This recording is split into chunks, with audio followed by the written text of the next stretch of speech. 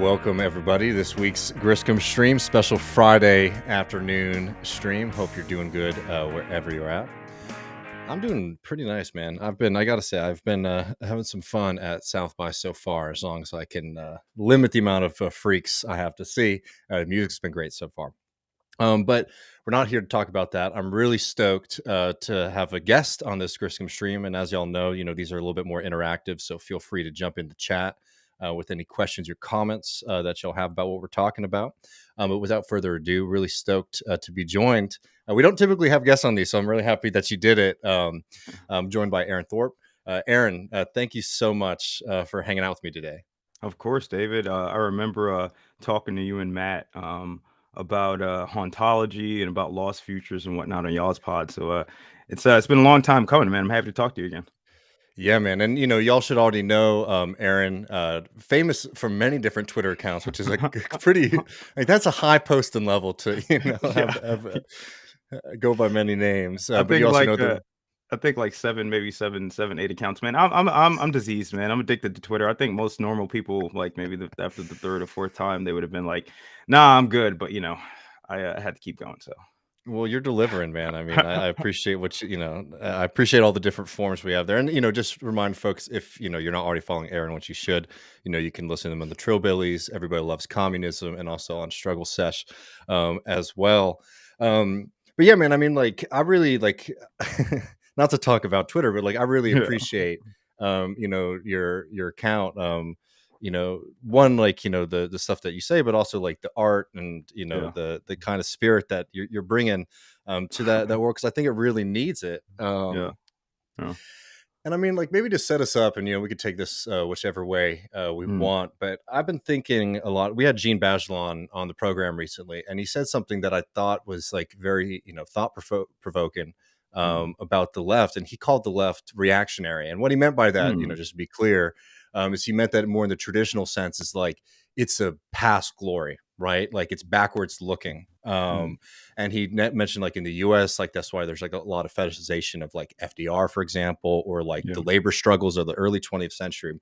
And it's obviously provocative, but I feel that he's getting at some truth that I find a lot of times on the left, it's a very defensive posture, right? It's things are bad, and what we need to sort of do is try to collectively wrap ourselves around whatever good things we have and defend them, We need instead to of we need to wrap ourselves in our little snuggy comfort blanket. You know what I mean? Collectively, the comrade blanket.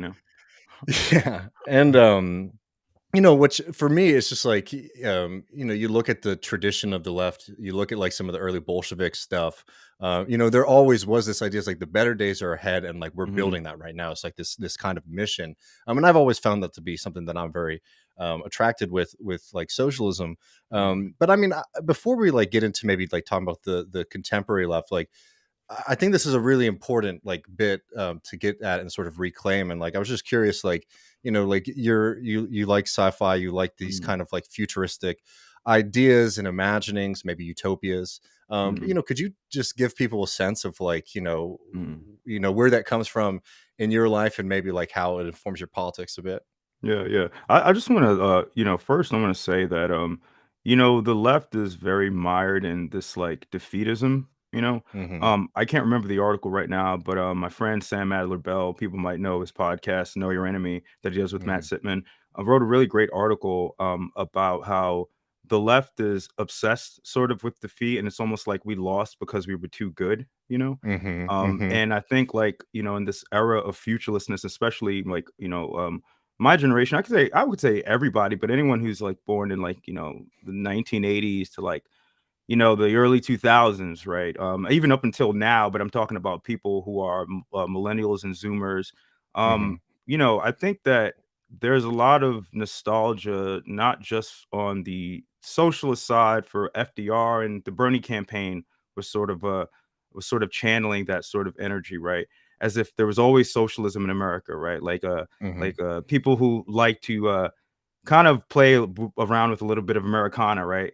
And Hmm. socialism, they like to say that, right? But also just writ large, you see it in this obsession with the 70s and the 80s, right? I was thinking about the 70s show and how that when that came out in the 90s, the 70s were as far away from the 90s as the 90s are from now, right? So the 90s Mhm. show is out now, but it doesn't feel like that, you know? And like, Mhm. I think as Mark Fisher said, it's like, time has sped up, but culture has slowed, and I Mhm. think a lot of that is because of, again, what Mark Fisher says, and in Margaret Thatcher's own words, there is no alternative, right? In Mhm. capitalist realism, I mean, it's not just climate change, but this climate change is the ambient background noise, and that's something we could talk about a bit because um, I think a lot about the futurelessness has to deal with that. I But think just so too, yeah. the left can't even. I'm not saying that the left can't imagine a better world, but I think what you said about us trying to sort of focus on the present right now and what we are doing and how we're dealing with these crises instead of hearkening back to not a retro futuristic vision of the future, but truly, I mean, Mhm. I love retro software art from the Soviet Union, especially, right? If Mhm. anybody follows me, they know that because it really does feel like this unbridled, unbounded vision of the future that there were problematic and there were questions, of course, but I guess you could say that it didn't seem dependent upon this relentless expansion and growth, right? So Mhm. I don't know. I guess to answer your question, I don't know. I guess like the to kind of set up, I think the left now, like everyone else, is dealing with futurelessness and also with like this obsession with the past, like everyone is Mhm. relitigating on Twitter, like, these battles and these interscene left battles that happened 100 years ago, whose people's names who I do not fucking know, you know what I mean? And most people don't. But I mean, that's kind of what you do when you're in a position of defeat, right? So Mhm. No, I mean, I don't, yeah, yeah. there's a lot of it that's imaginary, right? In the sense of like, people have a lot of correctly, I think, have like a lot of like political energy to not have like a good scientific term to it, right? You're paying attention to what's happening. It's fucked up. I want to do something about it.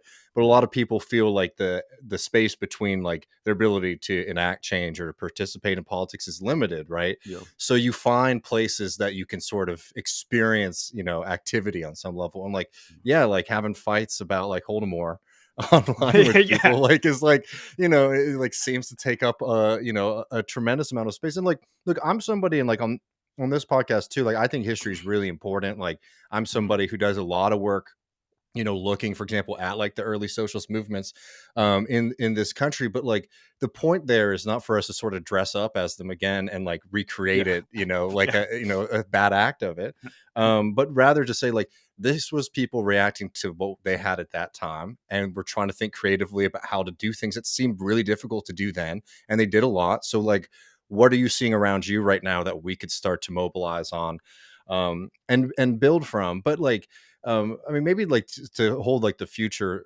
center for just a mhm. couple more minutes. Like, I don't know, like if you remember, like it's funny talking. Like 2017 feels like years, like Dude, lifetimes. that was like almost a decade ago at this point, like nearing that. I was thinking about that the other day. Time is fucking weird.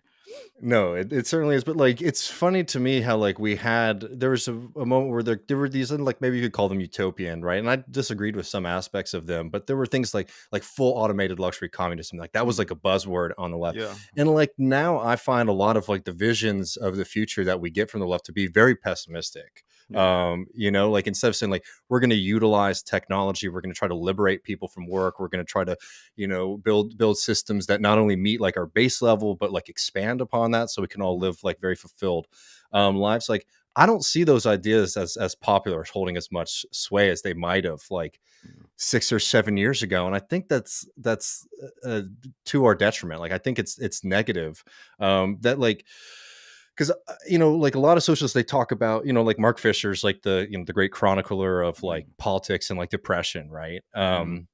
But one thing I always say is that like, yes, it's like, things are bad and like you should feel upset about them and all that. But like for me, socialism has always been a very optimistic philosophy Yeah. that says like out of all of this shit, Yeah. like It's something better can come. and it's forward thinking, right? Mhm. What thought was funny. People should read this book. I Want to Believe, by from Andy from the Antifada, right?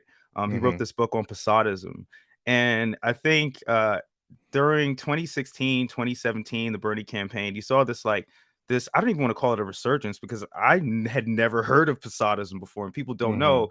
Jay Posadas was an Argentinian Trotskyist, and it's a subsect of Trotskyism, which he believes that a nuclear apocalypse, right, Mhm. is the catalyst to worldwide revolution, and then we'll be visited by aliens, because if aliens exist, they have to already be post scarcity, right? Which there's some merit to that argument, right?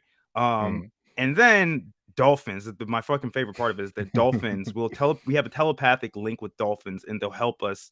They'll be our comrade friends. But apocalypse, right? It's an apocalyptic accelerationist Mhm. sort of viewpoint in its seriousness, but also like in its it's in its irony. And I think that's because you know when Trump, I was thinking about when Trump got elected, and how, and people could agree disagree with this, but how terrible he was, but how funny it was. And I think that people had to kind of find that humor if things were going to be so terrible.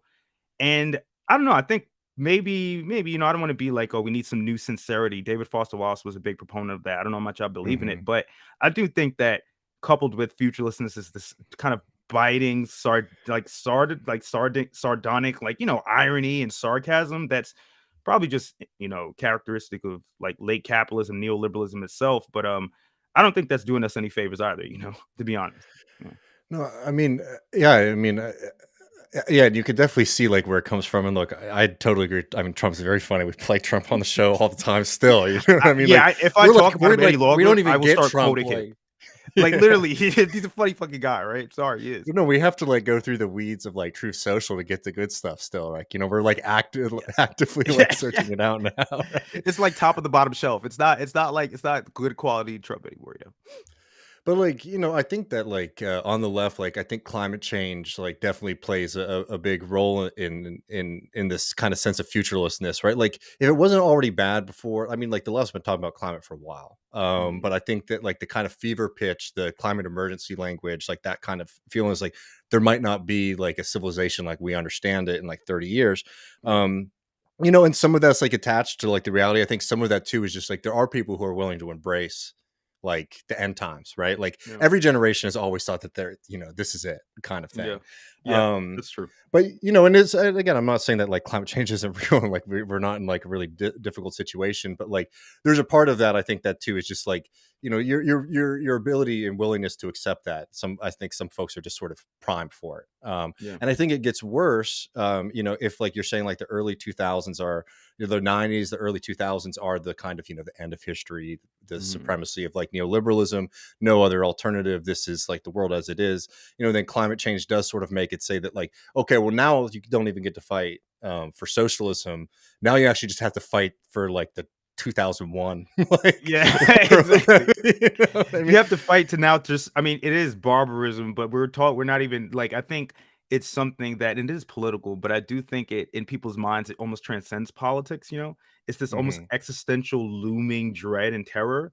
And I mean, I don't know. I think, remember when the kids threw the soup on the Van Gogh, the Hmm. painting in the museum, and people were like all up in arms and whatnot. Um and I was of two minds. I think, like, yeah, like that actually that group, that activist group, they do like more direct action shit, right? Than just like throw Hmm. soup at paint. But I was also was just thinking about, like, the fact that, like, that they even have to do this. And Oh that, yes. like, we're at this position where awareness, right, of climate change, everyone is mired in awareness, and it's like, dog, what point do we go beyond awareness when Eh, ExxonMobil has known for almost like 100 years, right? And I think, and I don't mean to, like, hopefully we can, towards the end talk about, like, some positive visions of the future, yeah. but to talk about like the future in the way that, why I think it stresses people out now, is because it seems like we have all the answers, but the political Hmm. will and the solutions aren't there. And Hmm. we ourselves, I think, especially in the United States, the way that the left has just been decimated, right? Especially Hmm. think about, like, in terms of, like, following the black radical tradition, or following, radical black organizing. I mean, these guys are dead in jail, you know? Hmm. And that is something that's just like, you find throughout the left. And when you look at, I guess, when people get upset at those kids, or they get frustrated, and it's like, well, I mean, what leaders do they have? What leaders do we have, right? Not to say that this movement needs to be led by people, but I'm talking about examples, right? They feel Hmm. so far in the past that it makes sense to me why we're still obsessed with them. No, I mean, I think that's a great point. I mean, like on that, like we covered that a little bit, just because it's like I wasn't too like motivated or mobilized by that, because I do think it's just awareness, and at a certain point, it's just awareness forever, right? Yeah. It's awareness all the way down, and it's been awareness since the '70s, right? And as you were just saying, it's not really like a grandmother and her like grandkids who are going to see paintings at the museum who are preventing us from doing something about it. It's like this entire political system is hostile. I mean, like, look, I mean, we all had to go vote in the most important election of our life in 2020 to save the planet. And now Biden Yeah. is kicking Trump's ass and expanding the fossil fuel industry in the country, right? Like, without some kind of real political alternative, like I understand why people get really cynical. And I think that it's like important for us not to fall. I mean, like, I don't know if you're familiar with Leo Panich, Mm. but Leo Panich is like one of my favorite social thinkers. He passed away just a couple of years back, but he has this really excellent line on climate change, I think, and politics, right? Is that like we can never deny ourselves like the future. And what he's saying there is he's not denying like climate change. Like, even if the reality is we have 15 years or whatever, right? Mm. We have to be able to think 20, 30, 40, 50 years in terms of like building movements to be successful. Because Yeah. when we foreclose that, we're sort of left without any alternatives, right? Because like to build up a movement, it takes a long time. And like this isn't just like some like defeatist, like late 20th century 21st century thing. Like, this is Marx's arguments in like the 1800s. Like, this is Yeah. going to take 40, 50 years to be able to build like a working class party that's able to take power, right? Like, Absolutely. Marx is saying that in like in the 1840s, 1850s. And it's the same reality, unfortunately. Now, it doesn't mean that we can't change things quickly and we can't mobilize quickly, but we have to have that long vision of what we're doing. And I think what like climate change and like the feeling that like things aren't going to get better and apocalypse is coming, if it's nuclear or if it's nuclear weapons or if it's climate change, it sort of forecloses not just like what you and I would want, which is like a Mm. better future, right? It Mm. forecloses like even the opportunity um to like act in like the worst case scenario, because the imagining is There's that no it's more. over. Yeah, like there's no more time left, right? As if there's no more time left. And you know what? You're so right, man. Like I do think about like how not that I'm praising the right wing, but when you look at, decision like the Roe v. Wade decision, right? That Hmm. happened last year. And you look at the projects, I mean, whether it's the Trans Panic Now or the CRT stuff, right? In public schools, you see that this has been building, right, for decades, right? This is not something this has been building like, post Civil Rights Act, right? This is something that's been building for a long time. And, it's not surprising to you and I, right? When, because Hmm. Democrats are often, not often, in cahoots, 100% of the time with this shit. But it's not surprising to you or I, but it's surprising to other people. Like, why didn't they do something, And it's because the I'm sad to say it, but the right, I don't want to say that that I think the left has a vision. I don't know if I'm not sure what vision of. I think the left has a vision of the future. I just think it's a little bit fractured right now. But liberals, right? Hmm. I really Hmm. don't think liberals, and when I'm saying liberals, I'm talking about the Democratic Party. I don't really Hmm. think they have a vision of the future besides maintaining. Hmm. And I think the right has a terrifying vision of the future that they are currently implementing right now, and that's something that terrifies me, right? Because that means that not just the left, I'm talking about working class people, just regular ass people, have to rely on this party that really is myopic, and is Hmm. short sighted. You know, I'm just going to read this really quick yeah, from Strom. Put in stronger language than I'd say it, but Strom says that sort of desecration is self-indulgent propaganda of the D tantrums like those are counter-revolutionary. I mean, I think that like I don't I think that like I would agree more with Aaron that like these are people sort of not feeling like they have the tools to do what it needs to be done. And like I think that it's not surprising that people sometimes do actions like that. Like, I'm not somebody who like my heart breaks about something hit some tomato soup hitting glass. Right, that is, the paintings and stuff are safe. But I do think that like it's more of a return to like protest as politics, right? And I think we need to return like to doing politics. That was the exciting thing of the Bernie movement, of like Syriza, of Corbyn, not that those didn't all sort of implode upon themselves, but the exciting thing is that where people are thinking about politics as like an avenue for change. And just saying what you're talking about, like the Democratic Party, like one thing that I write a lot about is Texas, Mm, because I find it to be a really fast. I mean, when it's, I love it and it's where I'm from, but like it's also a really fascinating state because it sort of goes up against, I think, the liberal vision of the future, right? So like the Democratic Party here is always like, well, once Texas stops, once the demographics in Texas change, right, mm, then like the votes will change. And Texas is a minority majority state. And it's been pretty close up to that for a long time, but it flipped recently. And the idea is basically the Democratic Party is going to win because there'll be larger populations of like Black and Hispanic voters that are going to vote for the Democratic Party. But what the really damning thing about that strategy is? mm. Well, now it's happened. And instead of seeing expansion of big wins for Robert O'Rourke, or Beto, as his maid called him. Robert. I can't believe this guy's name is actually, every time I hear Beto, I'm like, this guy's name is Robert, man. Like the Republicans are winning votes in Yeah. the South Texas. They're winning votes in the Black community, right? And I think more importantly than not, they're losing voters. Like people are falling out of the political, out of politics altogether. And look, I don't think that the project of the left needs to be to revive and like return the Democratic Party some like former glory. I think that'd be a waste. I would feel disappointed in my life if that's like what we achieved. That would set us back. I think so. But when you talk to like non-voters in the state, and there's a really great piece in Texas Monthly where they went and they interviewed people, and what people said? It's like, I showed up 2008, 2012 for Obama, and then things seemed to get worse, right? And not better. And I felt like I had been used. And then they asked them, like, what do you support? Well, I support Medicare for all. I support bank regulations, all these kind of things that should be our bread and butter.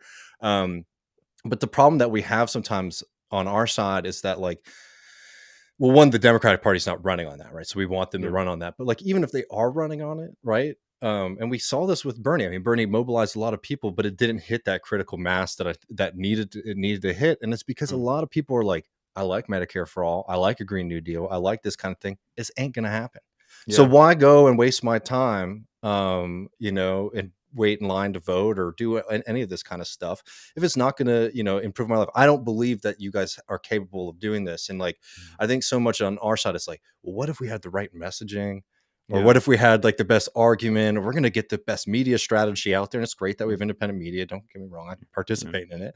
I mean, me too. But like, the point is like, I think we're almost like, we're not even in the convincing stage on these kind of things. We're like, we need to have the right argument. Like, you actually have to show people that you have the capacity, that like being a part of these movements is going to improve your life.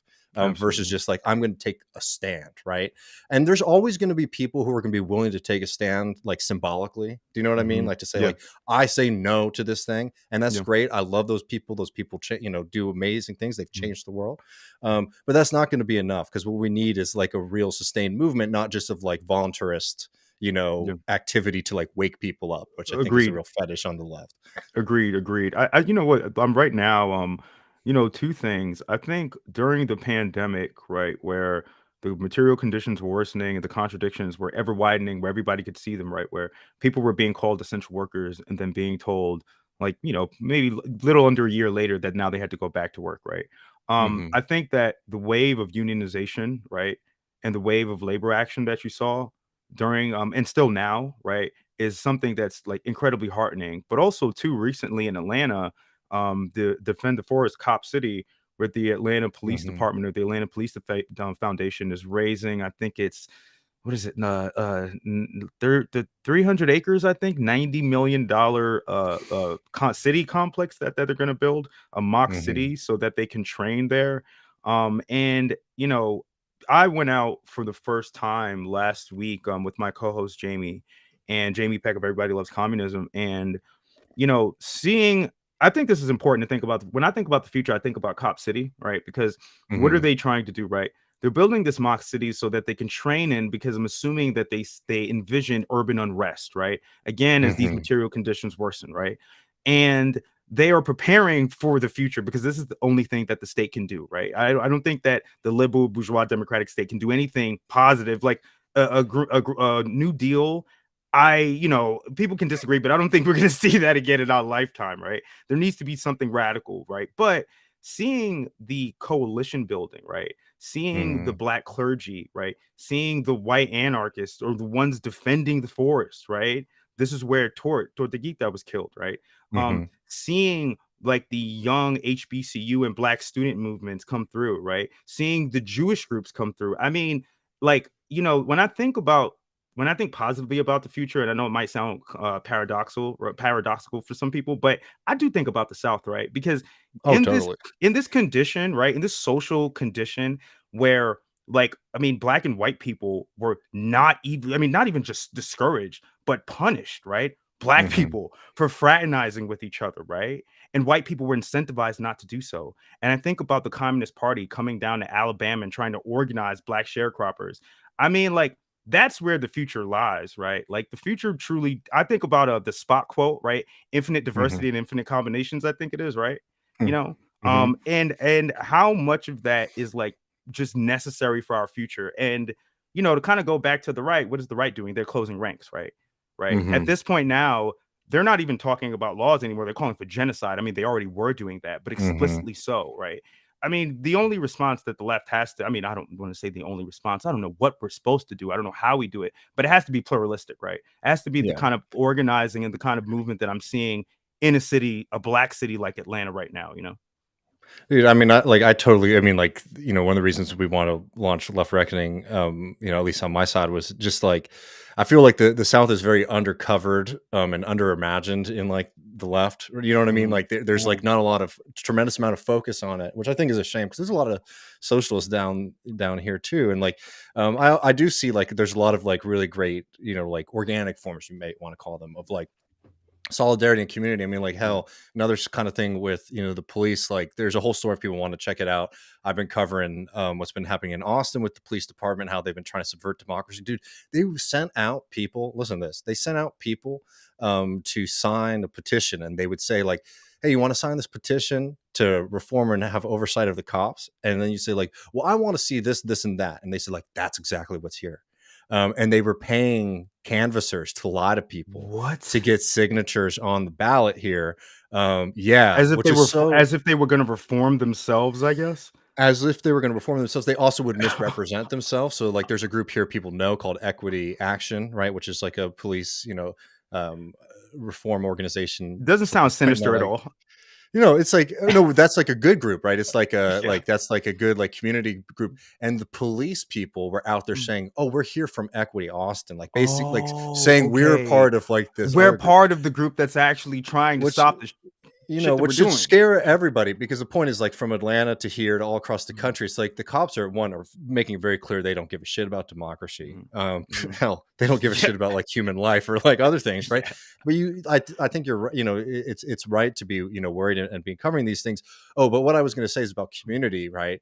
Is so I'm trying not to do too much backstory here, but there was a really Mhm, big city council vote on whether or not they would accept it. Basically, like the last minute, there's two petitions out there to reform the police here. One of them is like the real one, with oversight, and the other one's the cop one. They're going to be in the ballot in May.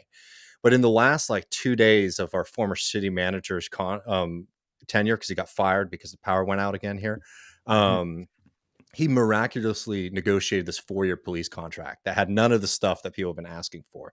So basically, it would subvert the vote in May because the contract would have already been negotiated. Mm, So everyone shows up to say no, to this thing. It was really powerful. Like all these people from different backgrounds, from different parts of the city, like rich and poor, which was interesting. I mean, most of the rich people obviously were super pro cop, but like mhm, the point is like the police is so bad here that like there was like I'm assuming the race, but they were like South Asian mhm, background person who lives in a very nice neighborhood, and like called the cops because somebody broke in their house, and the cops showed up, and the guy being a Texan like had a weapon, like mhm. homeowner, and the cops just came and they shot him a bunch of Jesus times and Christ. handcuffed him. You know what I mean? Brutal. So anyways, there's like people from all different walks of life there. And what I was bringing up was like I was sitting there and I was sort of sitting next to the to the police reform, equity, racial justice organization folks, but I wasn't like sitting like by them. I Mhm. dress a little like, I could go either way if you saw me Yeah, like in that yeah, room. yeah. You know what I mean? And this like older Texas lady walks up to me and she goes, "Are you with them?" And I'm just like, "Ooh, like I don't want to have a weird conversation with an old Yeah. woman about like whatever." And I said, "I'm not like with them officially, but I'm here to support them." And she goes, "Me too. I'm here with Hell yeah. I'm here with my church." And like it was beautiful, like social justice Hell yeah. Lutheran church of all these old church ladies saying like it's fucked up what happens to working people, people of color in the city. Hell yeah. Anyways, for me, it's like it's not something that I haven't seen before in my life, but it's just like that's there to unlock. I think all Absolutely. across the country, but all across this part of the country. I think, and it's always wonderful when you see it in action. Absolutely. And you know what? I was thinking about this earlier in preparation for our conversation. Because I was thinking about like, man, like, like how should the left think about the future? And I'm like, dog, I don't even know how to think about the future, man. Like I talk a big game, but like, I'm a cautious optimist, right? And I have to be, right? Because like otherwise I wouldn't believe in what I do. But again, when I, kind of getting back into organizing, around the forest, right? Hmm. And I think that if you're not, and I'm not calling anybody out here, right? Because I hadn't organized, right, for a very long time. I fell out of it, right? Hmm. I was just podcasting, right, to be honest with you. Yeah. But I think like if you're not out there organizing, not even in an organization, but I'm just saying in your community doing something, Hmm. it's definitely easy to fall into that despair and futurelessness, right? Right, because when you granted, when I was there last weekend, Saturday, I wasn't there Saturday, but granted the cops, or was it Sunday, I think, I forget, but the cops did raid it, right, Hmm. violently, right? People with their kids were there, right? So, the day before that, we had this great march, right? That really was beautiful with people with their kids there. And the second day, it's like, like 12, 24 steps back. But, nonetheless, seeing people still come back out after the cops had Hmm. raided it, and seeing people in their kind of like, I don't want to call it unbounded optimism because it's not, it's not an optimism of the utopian socialist variety, right? Where it's this sort of like optimism that's almost devoid of any struggle, right? Or any realistic stakes. It's more like, well, we have no choice but to do this, right? To come back out. Hmm. And I think like that's what it is when I think about the future, right? Is that like, and I don't mean to sound corny about it, but I don't know, man. Like it literally is unwritten, right? You know what I Hmm. mean? Like, like, Yeah, like yeah, yeah. it doesn't actually really exist, right? And in the same way that like we can remake and reshape this world, I don't know. I think that's kind of where it starts, and I don't mean to get, I don't mean to get sappy about it, but I these think are we the kind need of to be a little we kind of sappy. I we think need to we're be a little missing some sincere. sappiness, you know what Yeah, I yeah, mean? we should, man. I mean, that's the kind of shit that brings you out of your house and back into the community, right? And with Hmm. your comrades that you're fighting with side by side, you know what I mean? Actually believing, I'll say one last thing too, and I'll shut up. When there was this action I was a part of, Save Turner Field. Turner Field was in Atlanta, it's in downtown Atlanta. It was the home of the Braves, right? Hmm. Before they moved to, I forget what county they moved to. I forget. It's slipping my mind right now. Somebody in the chat who's probably familiar with the area will know for sure. But um we were camping out at Tent City is what we called it. We were camping out in front of Turner Field for like about a month. This was like maybe 4 or 5 years ago. And after about 40, 50 days, maybe the cops raided it, right? Hmm. And it was this really, I mean, it does Tent City does kind of remind me of that because we had tents with food, with water there. I mean, it was a traumatic experience, right? Um, and after that, the day after or the night after, a couple nights after, we went back and somebody pulled out some sage and we got some candles, right? And almost like we were Hmm. having like a vigil, right? For Hmm. the movement itself. Not that the movement had stopped, but it's the site, its location, physical location. And the person leading it asked us, now close your eyes and try to imagine, what a better world looks like. And dude, when I tell you that, like, it wasn't hard at all to do that. Hmm. And like all, I mean, all I imagined was like, smelling clean air and grass, right? Grass is really Yeah. what I imagined. She's like, what do you smell? What do you feel? And I felt like grass between my toes. I smelled fresh cut Mm. grass. And that's probably because I was thinking about a couple weekends before that. I was tripping balls in my ex's backyard. And I was thinking about all this shit. And I was just feeling the grass between my toes. And I was like, man, dog, Mhm. like none of this shit would like none of this shit would matter, right? Like, if I didn't try to think about preserving it for future generations, you know what I mean? Like Totally. I think about this shit all the time where I was watching Extrapolations today, which is this new Apple Plus show on it's a climate drama miniseries. And I was thinking about, man, my nephew is like 2 now. He's probably not gonna like know what like certain animals are, Mhm. But it's not upon me to project that pessimism of the future onto him, right? I think Because that's if I right. do Yeah. that, we've already lost when we do that, right? As a movement, we've already Mhm. lost. Yeah. I'm trying to get some of the chat folks in here. Yeah, sorry, I was rambling for a little bit. Oh, no, no, no, I got you're lost in no, the no, shit. that was good. I mean, I think this is exactly what we need to be doing. I mean, like, I also just say, like, look, we're all do the same kind of stuff, and like, affectation is different for everybody. But like, I don't know. I think like the kind of like cynicism and like separation that I think people fall into doing this. I don't think it's. I understand where it comes from. I think it's very fun and funny. Don't get me wrong, but like, you know. We sometimes need to be more starry-eyed and hopeful and Yeah. sappy and all that kind of shit.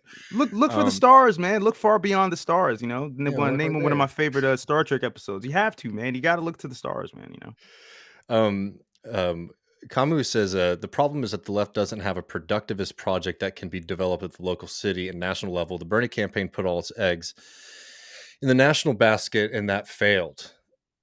I mean, I totally think that like doing local and regional and state level stuff is really really critical. But I'm gonna be honest. I do think that like having some kind of national project is really important too. Like Yeah. just returning to like trying to do local races and things like that. Like because we need to be operating on a state and a local level, and we also need to be operating at a national level. And like the problem is like we're just missing all of those things. So like I agree with you too, and I also think the Bernie stuff. I mean, look, I'm all about Bernie. I think Bernie was great. He opened the door for a lot of people. But like I say this all the time on the show that like I think it gave a lot of people bad habits about Yeah. politics because like they only can think about politics in the kind of context of a presidential campaign, right? Which is like why now the big question on the left is like who's going to be our next Bernie person, right? And the point was like Bernie was sort of like a one in a million thing that was a Hail Mary to like That probably ain't gonna overcome. happen again, bro. Not in my And it lifetime. probably Probably wouldn't be not. good to do that again either in the same sense. Like Yeah. the benefit of the Bernie thing is it got a lot of people together, got a lot of people thinking. I think a lot of people experienced the limits of Democratic Party politics through that. But the idea is like, let's just do this again and again and again. I don't think will be good, especially if we're not lining up behind somebody who is as good at politics. I think at like it's sort of rooting the left from some of its more eclectic tendencies. Maybe I'll put it that way. Yeah. Yeah. Than Bernie. Strom saying that they think the Southern proletariat will be the vanguard of the proletariat of the developed world. I mean, look, I've always said that the advantage in the South is if you don't have a super strong Democratic Party to go up against, then like the tendency of like, oh, well, we can't mess with their thing because the Republicans are going to come into power. Exactly. If you're in a situation where the Republicans already are in power, then it's just like might as well build something. Is I my mean, hot take on that. look, man, this is probably a hot take too. Look, you know, I don't know, man. I don't want to call it electoralism, but even to call it electoralism is like this derogatory air, which is deserved. But I do believe in like we need multiple tools, right? We need Hmm. diversity of tactics, I guess, right? Hmm. For lack of a better term, or I guess that's a perfect term for it. But it's conflicting because living in the South, it's like, all right, dog.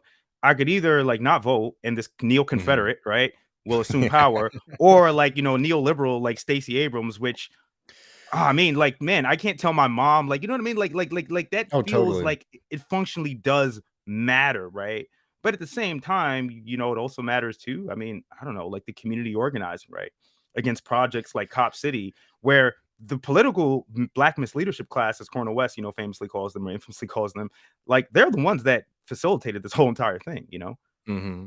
right? I mean, like you look at the most unequal states in the country, and like they're other than Louisiana, right, which is maybe not the southern state you'd think would be at the top, but they are. Mm-hmm. Like it's like New York, Connecticut, California. Like when you look at Gini coefficient, like inequality in a society, they're like Democratic Party run places. And like I'm not one of these people who I think that it's incorrect, for example, to recognize very significant differences between Kemp and an Mm-hmm. Abrams or an Yeah. Abbott and a O'Rourke.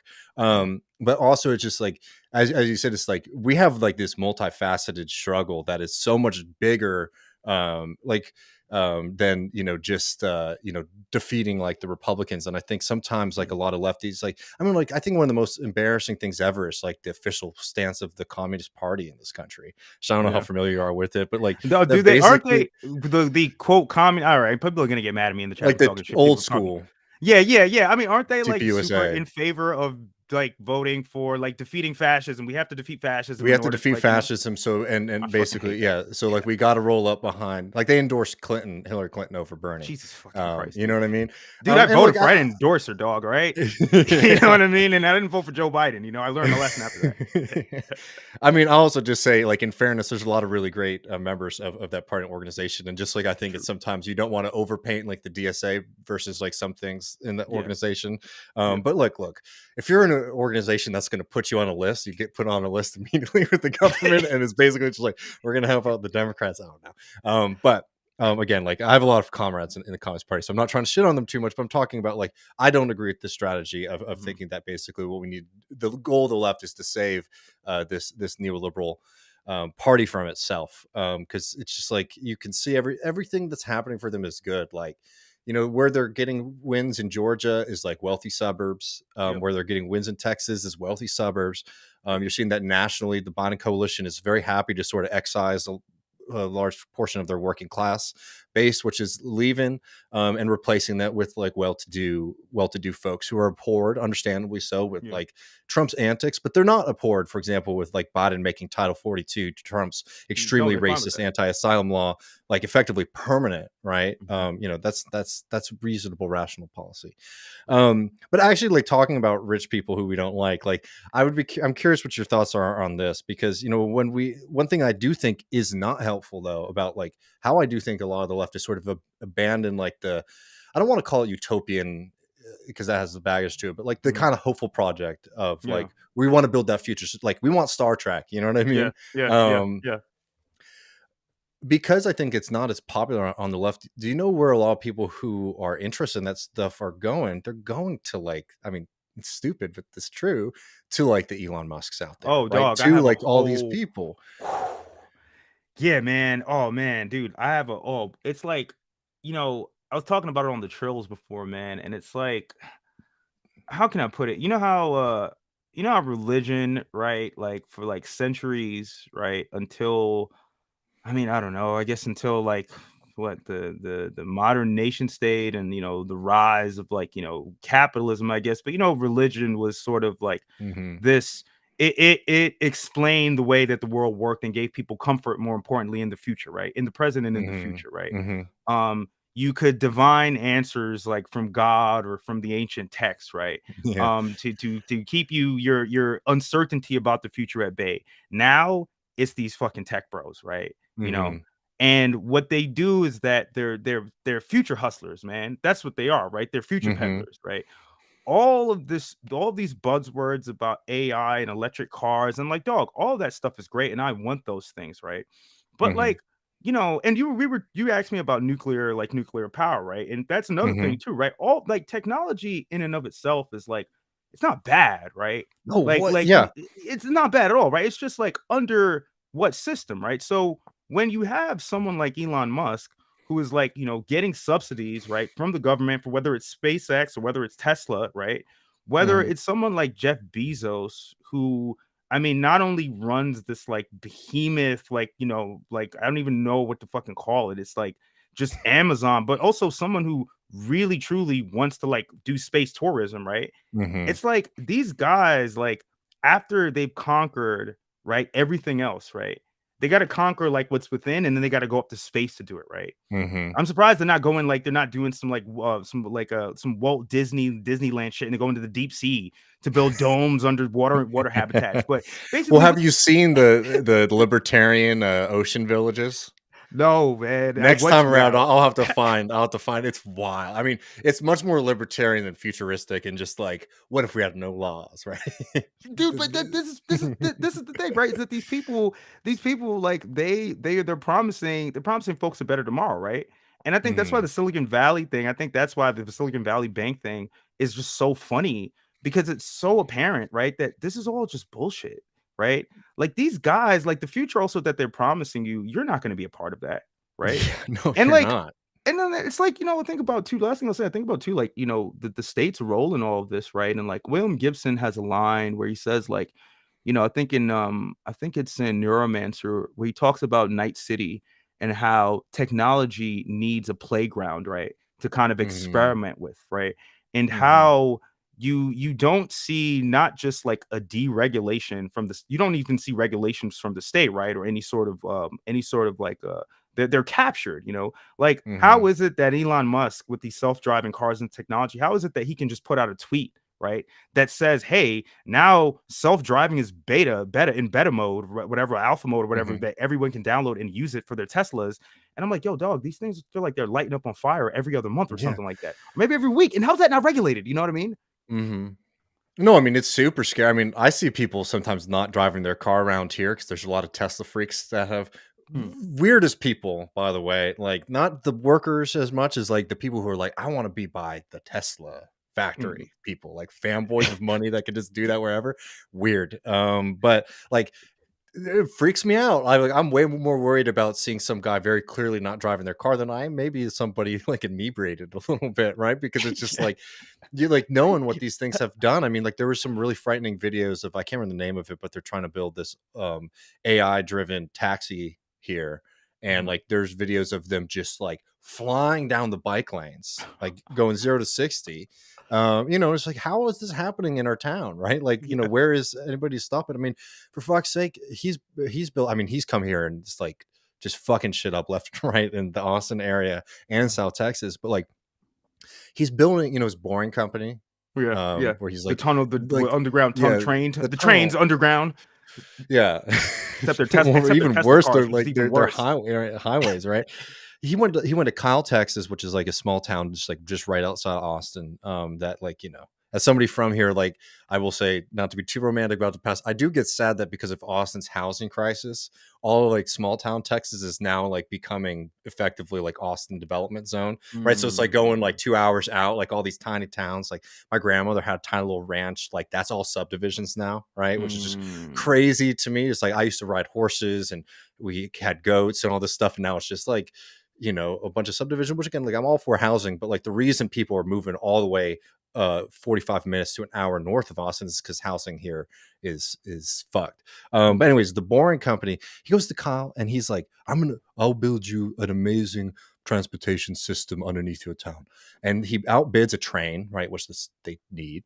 And they give him the contract like $1 million or something like that. And then the engineers look at the feasibility study and they're like, hey, I don't know if you know too much about the land that you've decided to be here, but like if you dig underneath the dirt here, you're going to hit something called limestone, which is not very good for building like a bunch of tunnels deep in the earth. Not if you want a boring tunnel, probably not, right? So and then they yeah, they give him this thing and then they just ghost, like they just stop. The boring company just stops responding to them, which is so insane. And he's doing it everywhere. He wants to build one, in Austin. Anyways, he's out in Bastrop now, and they just have like a toy site where he's just like digging tunnels under the ground. just fucking around, yo. It's fucking up. We have like serious aquifers here. They've been dumping like chemically tainted water just into the Colorado River, and it's like, for what, right? And all these people, you get them online, it's like, well, he's trying to build the future. And it's like, what I'm saying is this guy doesn't one know how to build like the No, future, he's not an and it's engineer. also and it also like isn't one that we want, right? And in fact, like Mhm. it's just a tremendous waste of like resources. But like at the same time, it's like, okay, so Musk sucks, but like let's not also fall into the trap and of like acting like we don't want like new and better Yeah, technologies, or you know yeah, what I mean? yeah. And I think I'm we've not a fallen into Luddite. the I'm not like, I yeah, want to be clear. I'm not a Luddite at all. You know what I mean? Or I should and like say I am a Luddite. Go ahead. I actually go ahead because I want to clear that up because there's some confusion about that. Go ahead, David. well, I mean, that's just what I was because Yeah. our friends, at Nguesso and our friends, Yeah. everywhere else have like done a lot of work to reclaim Luddism. It's like not being anti-technology, but about Mhm. recognizing the forces that are utilizing it. Absolutely. Um, and like, look, I'm also like, I'm on this like two-sided thing where it's like I want like more serious and equitable and like productive industry. Like I think that like I was a big fan of a Green New Deal kind of project in the sense of like, let's invest, let's create jobs, let's create clean energy, let's do a lot of things that we need to do. I want those things. I'm also a guy who like likes to hang out in like rural Texas, so it's like you can also hold both of those things to be true. Yeah. Like you can, they're not in conflict with one another. But like talking about the state and technology, I'm curious what you think about this, because like Mhm. I want to talk about nuclear power, which is like one of Mm, my favorite subjects because I was converted on it because I was really yeah, against it for a long time. Because on the left, I think that is like in the U.S. at least like default position. yeah, But once I started learning more about it, once I started to get a little bit worried about like our capability, for example, to build like 100% wind solar system to meet our electricity needs, which only got worse when my family was without power for days, and you were hearing just horrible mhm, stories of like what that looks like, mhm, and realizing that like, oh Lord, that is a very likely future where we yeah. have reliable power for rich people and like failing dirty Constant power brownouts, yeah, for constant brownouts for everybody else, yeah. for the rest of us. But all these people are like, well, if nuclear is so great, like why don't we have more of it? And like I wanted to make 2 points about like this is an avenue we can sort of reclaim the future, like, and claim technology, because I Mhm, think that like nuclear is actually one of those things that sort of like begs the question of like socialism, and hear me yeah, out, because like when you see nuclear power, it's the only time that we've seen sustained green growth, in the sense of like economic development is continuing and carbon emissions are going down. You saw that in mhm. France. I mean, it's like if you want to Yes. decarbonize, it's I like an think France is like incredible. 80% run on nuclear power, right? Some and insane shit like that. And like, in France has its issues, as does a lot of European countries, as they've disinvested from a lot of those systems, which Mhm, is unfortunate. Like Germany now mhm, replacing nuclear with like coal. Lord help us all. mhm. Jesus. New York City, another place that's done that as well, with closing Indian Point. But here's the point about Mhm, nuclear is that, and why it sort of begs the question of, if not socialism, like more FDR style, TVA style intervention, mhm, because yeah, startup costs are high. And if that's yeah, the argument you want to make against nuclear, is like startup costs are high. mhm, Private investors don't like things like that because mhm, they don't like to have to hold the return on their money for like 7 to 8 years to see a project through, yeah, right? So you need to have startup capital to do it. So that's why you need to have something like a state investment, yes, to come in there and then say, we own this and we're going to utilize this for the public good. Because nuclear, once it's set up, it's very manageable, and they run for mhm. a long time, century. They provide permanent jobs for people, Yep, and they union produce jobs too. union jobs, and they provide significant amounts of power that can lower the cost of energy for folks. And like, the reason we don't have nuke power in this country is because we are so attached to private industry, private capital, for directing our energy systems. And like oil and gas, they do not like nuclear. Oil and Yeah, gas do like intermittent sources of power, because it gives them the opportunity to stay in business if that's the way things exactly, are going. exactly. So like, I don't know, like the point I'm saying is that like, here's like a technology question, right? Where it's like we need to decarbonize. And there's also a role for our politics in there too, where Mhm, we can say, mhm, we want to achieve this goal, decarbonize, provide more electricity for people. And what we have to do is to have these be state owned, collectively owned, mhm. union run kind of things, right? Like Musk is doing that with technology, with like, Mm, space travel, with yeah. like, cars and all this stuff, but it's a privatized, like, neoliberal hellscape. And like, we have this alternative that I think we should be owning. Yeah, yeah, no, I agree, and it's to I don't want to get too much away from the nuclear question, but the Yeah. private space industry is complicated because, like, NASA, right, as a federal agency, has always, right, space exploration has always been like, one that's been, a national federal effort, and one that's also been like, involved with companies like Lockheed Martin or Boeing, right? Hmm. Um, but and even that, right, is like, all right, dog, I mean, do I trust Elon Musk or SpaceX, right? Which, I mean, they are supposed to one of their rockets is supposed to take us to the moon in a couple of years. So it's already happening, and we already Hmm. use one of their rockets to ferry shit back and forth to the ISS. But when it comes to nuclear power, man, I think it has to be controlled by the state, right? I Yeah, I mean, think so too. I think one of the misconceptions maybe that like people on the left have is that it's unsafe, right? And they'll talk Hmm. about things like Fukushima or even Chernobyl, right, in the Soviet Union. Hmm. But I mean, those kinds of disasters are really truly few and far between, right? And for a work site that is as dangerous as nuclear, working at a nuclear power plant, you know why you don't hear about the sorts of mishaps that happen at like a Nissan factory or that happen at Amazon or that happen. I mean, it's Mhm. because they have they're union jobs, right? Strong union jobs, right? And extremely regulated, like the And nuclear extremely industry. regulated. Like I'm fine with it. Exactly. I'm just saying, like you could even make the argument that's almost like over regulated in terms of like the like Yeah, I've there's heard like people make it's that like argument. it's Yeah. like it's I mean it's just like comparatively to any other Mhm, system, it's just mhm. like the rules around it, and I think that's good. I think that's something we should celebrate. But I'm just saying that like for example, you're not going to have a train derailment like that happened in East Palestine with enriched uranium, right? No. Like that is so regulated. The containers that they have for them, like they have to be able to survive like a jet impact, Yeah. right? Yeah. Like to Yeah. defend against, and it's not even because it's super dangerous what's in there. It's just because we just take it very seriously, Yeah, right? yeah, and Um, also too that stuff doesn't like how to even get rid of it. But this is the problem too, right? And I guess like yeah. this is where the anti-nuclear criticism. I mean, yeah, when you live in a system under capitalism, right? When it's about okay, like this energy is safe, but how do we get rid of it, right? Are we making sure that these corporations are putting it as far in the ground as possible? I mean, who's there? Where are they putting it? Are people already living there? I mean, these are the things again where it's like I guess I am a Luddite and a neo Luddite in the sense that like I'm in favor of technology, but in the hands of who, right? But then Mhm. there are other kinds of technology that like I mean, no, I can't say that, but I'm thinking about AI. I'm cutting myself off. I'm thinking about AI, and I just read this article. People should really check this out. I think it's called the exploited labor behind artificial intelligence, something like Oh that by yeah. by Noam, I think. Um, Mhm. and this is stuff that people probably already know, but like if we're talking about like technology that's like can be paradigm shifting and help people's lives, like AI seems that way, right? And yes, it's a buzzword, but it's also like undergirded by people all across the world who are doing the data farming and the identification of images and objects, right? That are fed back into this, right? So again, when we think about technology, it's like okay, like can we develop the socialist, right, sort of Mhm. implementation of AI and all these other technologies that doesn't not only doesn't require necessary exploitation, but that people actually feel like they own, right, in the production of.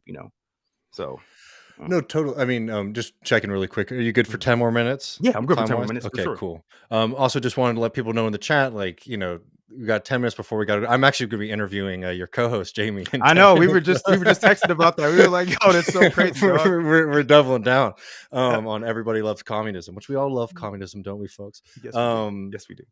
but if y'all did have a question for Aaron, like make sure this is your chance to Mhm, get it in. But no, I mean I totally agree. It's like who's controlling these technologies, and like we had Dwayne Monroe in the program this last week to talk about AI. mhm. He's like a vet of the tech industry. He's also a Marxist, and he makes this Cool, I really great gotta point. listen to Is this. like, oh yeah, I'm gonna go it's back and really listen to great. it. Mm, He also had a good interview with Doug Henwood too. Who hmm. I'm a big fan of. But he was talking, was like, what's the materialist way of thinking about the technology in like the tech industry, right? He's like, well, you have to think about what these things are. Whenever they talk about like a tech company or these systems, think about what it actually is. It's a computer somewhere. It's processors. It's the energy that's utilized to keep those processors cool. Or like actually understanding these things is like it's like sometimes we talk about tech and it can seem it's digital, it's ethereal, it's sort of it's non-material, right? Mhm. Well, no, it is. It's like something that's very much like rooted in the world, and like so much of the way we talk about like technology abstracts it from reality, Yes, from social in reality is from absolutely, social reality, and like absolutely. AI is a perfect example of that. Where like people were like, instead of like understanding what like Chat GPT is and what these things are, what they do, what their processes are, it's like, okay, what if there was a force that was as smart as a human being and was like living inside of a computer, right?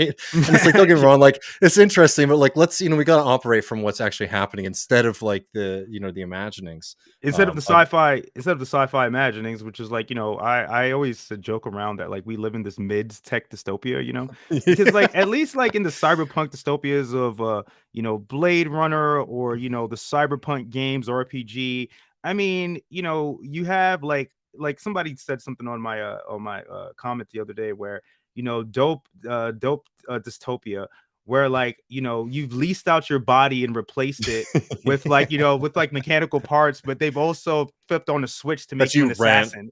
Yeah, yeah, Yeah. but you right, but they make you an assassin. But that's like okay, but I'm an assassin. But the bad dystopia is like like you're like I don't know, your streaming service is like said feed showing you ads for depression, right? While you're like Hmm. watching it or something like that. You know what I mean? It's always it feels like I mean, truly more than any other time, the future is shit that's either meant to kill us or just sell us shit. You know what I mean?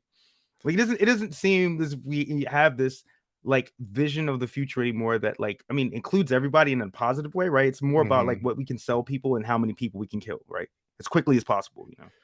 Dude, I Probably mean, always been the like, case, to be fair. I mean, but like, I think that like, emancipatory like imagination is important. I mean, like, I will admit, like, I'm not as big of a like a Star Trek fan, not because I don't like it, I just never like Mm, went through that when I mm, was young enough, I think, to get like tuned in. But like I like sci-fi like as a concept. Like I love like games, like I love Stellaris, I love Mass Effect, and all these kind of things. yeah. And whenever I play a game like Stellaris, I always play as like a socialist Earth because I feel like that's how we would get to that level. And it's like sometimes fun to imagine what happens in like the 400 or 500 years that come before, um, the start of that game. Because like I do think that just like with climate change, though, I think that like we do live in this like foreclosed future, right? Where it doesn't Mm, seem like better things are possible. But there's always this line on climate change, like there is no neoliberal, there's no capitalist solution to climate change, right? There, and maybe mm, like a leftist thing is like there is no future mm, under capitalism. It's like I get what people are saying, but it's like I actually think there is to both of these things. They're not mm. good, right? Yeah, Like the yeah, capitalist one for like climate change is like just going to be severe rationing on working people, making electricity unaffordable for the vast yep, majority of us, and like sort of cutting the vast majority of society of people out of modern society while that's like the true. rich get to enjoy it. And I think the future and space stuff, like you can imagine too. It's like it'll be them going to Mars and the moon, Yeah, and leaving us exactly. here.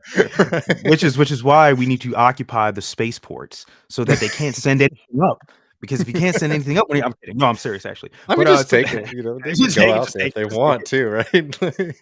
Wait, Somebody asked, what's the James Conn? It's St. Patty's Day, so the Irish socialist revolutionary James Connolly's famous yeah. line is like, "Our demands are quite modest. We only want the Earth." So like, we'll Well, we take want the the Earth. Earth, right? We'll take the Earth. Well, you can stay on the moon. We'll take the Earth. Yeah. Real quick, somebody asked me. I was looking at the chat. Somebody Okay. asked me, my why is DS9 the best Star Trek?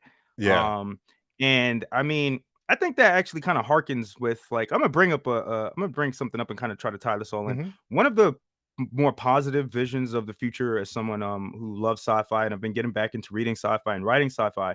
One of the most positive visions of the future is Afrofuturism to me, right?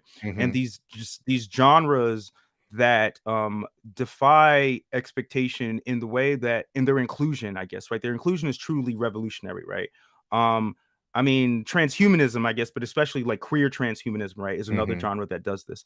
And DS9 is an Afrofuturistic show, right? I mean, not only is he the first black captain, right? But Hmm. there are scenes in that show just full of black people, right?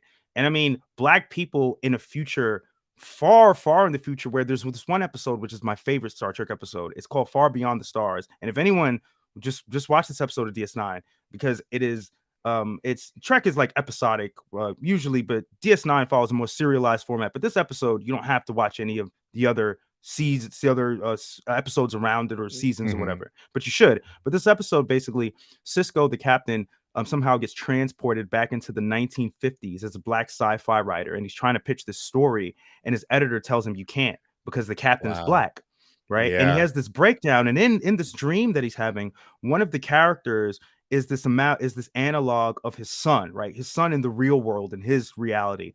But in this one, where he's this 50 sci-fi writer, his son is like this hustler.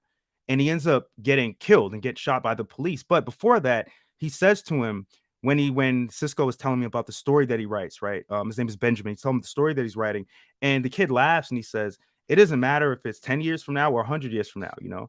As black Hmm. people, we're always going to be black people, right?" He uses the N word, right? And which is also the first time Star Trek not only deals with race, but they Wow. use the N word in Mhm. this episode as a black character saying that we're always going to be that, right? And I don't know, man. I think like that's Afro pessimistic in a way, right? But I think DS9 for like maybe like a whole generation of black nerds like me, right? Like at a time where like there was black TV like Moesha and Martin, Family Matters and shit, but nobody ever talks about DS9, right? As like a black Mhm. show that not only showed a positive vision of the future, but a positive father and son relationship. I mean, I could go on and on about the show, but Yeah. also last thing I'll bring up, No, Also keep a it up. Star Trek in which there's conflict, right? There's a war going on, Mhm. right? It kind Mhm. of strays away from Star Trek, so everybody has to get along and be nice. To What would you be willing to protect the gains of the Federation? Which, if you're a Mhm. Marxist, you might like Captain Cisco. So that's Yeah. that's all it said. No, I think that that's that's really I mean, like, I regret that I, like, don't have, like, a depth of knowledge on it. I was a reactionary, so I was a big Star Wars fan as a kid. Yo, I have a joke that I hate Star Wars, but you know what it is, man. I just don't like space magic, and I feel like it's space sorcery. You know, like, yeah, I can feel Yeah. that. I mean, yeah, that was what it was for me. I think I did like the space magic a lot. Yeah, yeah. And also, I mean, like, when I was a kid, I looked very much like the guy who plays Anakin, and like what it was like '98 Oh when it shit. came out. So it was like I was 6, he was, you know, and he was like, you know, uh, Yeah, I can I'm see that. I can be totally see Darth that Vader, actually. yeah. I can see that. Um, but I mean, man, this has really been a lot of fun. I mean, we should definitely do it again. I mean, like, you know, Oh hell there's yeah. so much you know, we weren't even able to get into, but like if I could just make, you know, like a plug to folks, Mhm. it's just like I think that like there's a lot of shit that we have to deal with. There's a lot of things that we have to beat, but like you can't let yourself be so beat down by these systems that you can't be hopeful for the Exactly. future, that you can't aspire to something better for this, and like actually genuinely believe that it's going to happen, and that our challenge is not just to sort of like defend against like constant onslaughts from the right, but actually to like advance and move and actually build something better. And like that's in our power. It's just like we have to figure out the ways to do it. But like if you lose that kind of spiritual engine, I'll call it, right, to like Yeah. sort of dream and be able to imagine the future, because they're trying to prevent you from having that imagination. Yeah. They're trying to make it seem like it's unrealistic or, you know, fantasy, you know, to think of a world where people's needs are met. Mhm. And nothing could be further from the truth. So I don't know, be a little bit more Absolutely. optimistic, look towards the future, fight Yeah. like hell in the present. And yeah, man, I mean, you know, really a joy to talk with you.